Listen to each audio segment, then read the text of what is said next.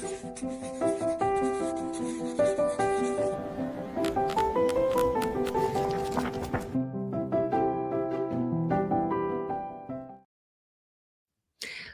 everyone, to Pen to Paper. I'm so glad you're here and you've made it. I'm Leah Lindeman, the author of the Canadian Reminiscence series, and every week I offer writing tips, writing advice, writing inspiration, anything to do with the writing author life. And today is actually a request from last week's topic that we talked about, which was writing community, how to find your writing community, why writing community is so important. And we're just going to kind of flesh out and detail a little bit more certain terms that you've probably heard if you're a writer. And maybe you might even be an author and you just haven't even used these people, or you've heard these terms and you're just not too sure what they do and why they're so important. So let's talk about it today. We're going to flesh out critique partners. We're going to look at alpha readers, and we're going to look at beta readers. So why are they important? Well, I'm going to share why they're important to me.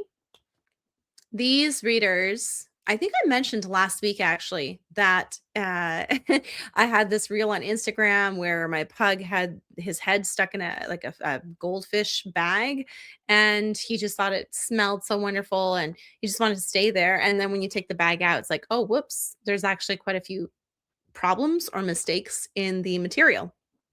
So, basically, it's to help keep us. It kind of goes with the accountability theme that I talked about last week. And oh, I've got an intruder here for a second. And anyways, all good now. So, yes, going on that theme of community and vulnerability, because I'm going to flesh out how vulnerable can you expect to be with certain readers and why they're important. Okay, let's go into critique partners. Okay, critique partners are basically other writers. And what they do is they go over your work line by line, chapter by chapter, and they jot down notes of what isn't working, plot inconsistencies, character development that isn't flowing very well. Maybe there's awkward wording. But what's great about critique partners, it's not just anybody reading it, it's another writer who understands the craft of writing as you do, but is able to take a look at it with a set of fresh eyes. So that is what critique partners, why they're important. And that's what they do. And why another reason why they're important is because overall, you help keep each other accountable so you can read their pieces and they can read your pieces. Usually it's kind of an exchange of sorts. So you give them your manuscript and they give you their manuscript. And then also overall, when you hear feedback from another writer, it helps your writing to become stronger overall as time progresses.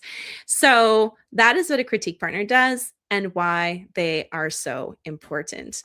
Where do you find critique partners? Well, last week I talked about writing community. So if you have a writers group, if you know other writers and you think that you would be willing or interested in reading what they have to write and they would feel the same about you, that's what you do. You swap your manuscripts and you critique each other.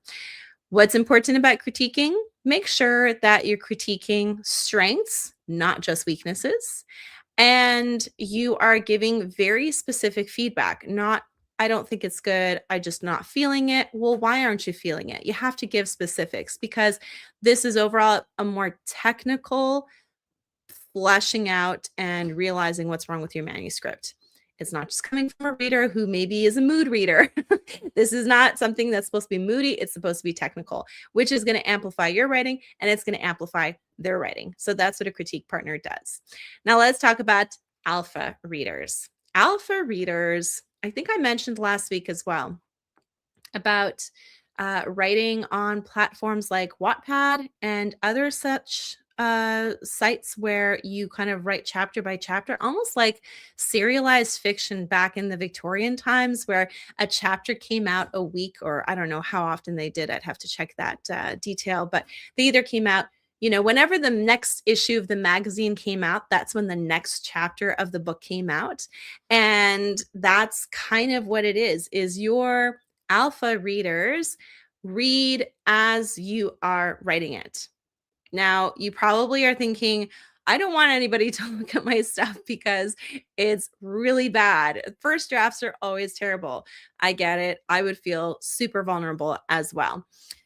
If you don't like that idea so much, it's not a bad idea. You would just have to be willing to hear what's wrong with your work, especially when you're in the flow of writing it and you think it's like the best thing you've ever written and you have all these grand dreams about it. You got to be willing and kind of set your mindset that mm, not only are you going to see issues with it down the road, but other people are going to see issues with it. It helps you catch things sooner instead of wasting time thinking that this plot factor is going to work out for you, but really it doesn't. Alpha readers are just kind of good at catching those things early because they're like, well, that really wouldn't work in this genre. So maybe rethink this. That's what they do. They're kind of like the really, really big, overlooking this works, this doesn't work. Oh, I just realized I got some comments. Oh, hello. Nice to have you here with us. Um, so that's what alpha readers do. Now, what else did I want to say about alpha readers? Oh, yes. Okay. If you don't like the idea of them reading, your chapter by chapter, that's something sacred to you, like first draft, that's it. You can maybe write your first draft, do a very basic edit, and then give them the second draft. Or alpha readers could also be just readers, people that you bounce off your ideas off of. So basically, they're your sounding boards. If you're having issues with plot and you're trying to figure things out, well, talk to a bunch of writers, talk to a bunch of readers who just love gobbling up stories. And, if this is the genre that they enjoy and they're interested in what you have to say and they want to help you craft your story, well, then take the time to share your ideas and see which ones land, which ones don't land. That's another way you can do alpha readers too. But basically, you're not keeping your ideas to yourself. You're letting them out via communication or via your writing, actually writing out what you're going to, what your work is, and then they read it. So there's a variety of ways you can do it depending on how vulnerable you want to be. But I could see how, and I hope you can see how it is a very vulnerable state. But that is what alpha readers do. Next and last, we have beta readers. So beta readers come in definitely later on in the process.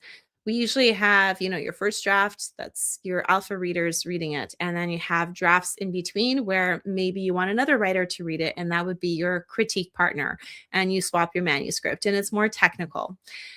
Later comes in your beta readers. Usually I bring in my beta readers before the last edit or the last two edits.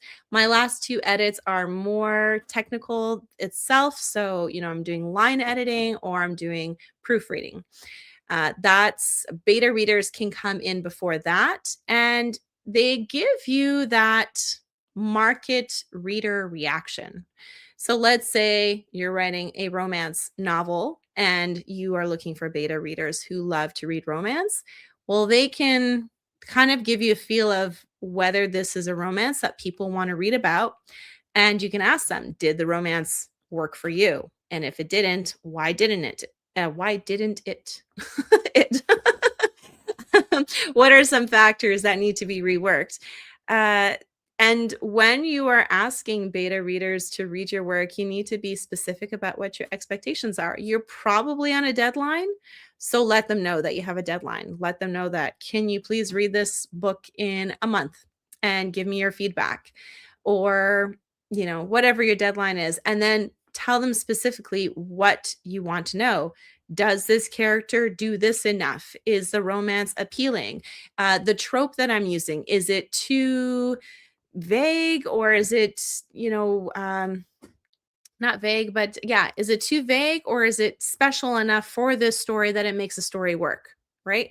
Those are some questions that you want your beta readers to ask, but basically they're the polished finished draft reading, and then you might have 1 or 2 edits before it's complete, final, and ready to deliver to the mass audiences. So I hope that defining critique partner, alpha reader, and beta reader was helpful to you. If you have any questions, you can always ask questions anytime that I'm doing my lives. This is why I decided to do my live training, because I thought, well, if ever there's a question on the spot that people want answered, then I can answer it. But I hope that I fleshed this out enough. So, something for you to do if you are enjoying these live trainings, can you please like these videos, comment something that you enjoy about them, and subscribe. If you're listening to this as a podcast, then please follow the podcast Pen to Paper. And I have a child that just that just interrupted because I completely forgot to lock the door. Note for next time. Not right now. So, okay, give me 5 minutes, please.